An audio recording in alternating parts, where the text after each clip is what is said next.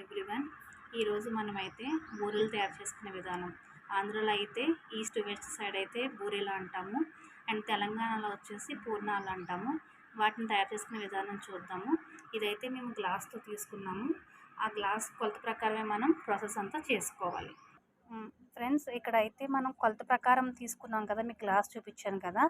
ఎంతైతే పప్పు తీసుకున్నామో అంత బెల్లం అయితే మనం తీసుకోవాలి. బెల్లం తీసుకున్న తర్వాత ఇలా పాకంగా మనం చేసుకోవాలి.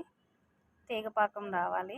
ఇలా పాకం తెలుస్తుంది కదా, పాకం ఇలా ఉడికిపోయిన తర్వాత మనం తీసుకున్న పప్పునైతే మనం కుక్కర్లో మనం ఉడకబెట్టుకుంటాం కదా.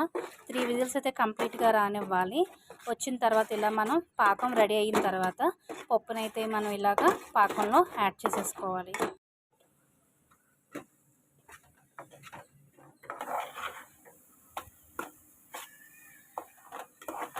మనం ఇలాగైతే పళ్ళల్లో వేసుకుని మనం ఉండగా చేసుకోవాలి.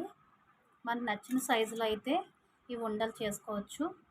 మనం పెద్దగా తినాలనుకుంటే పెద్దగా చేయొచ్చు, చిన్నగా తినాలంటే చిన్నగా చేసుకోవచ్చు.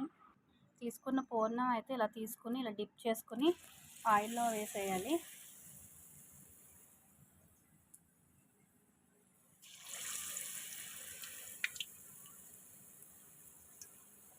ఆయిల్లో వేసిన తర్వాత ఇదైతే బూరెల లుక్కు.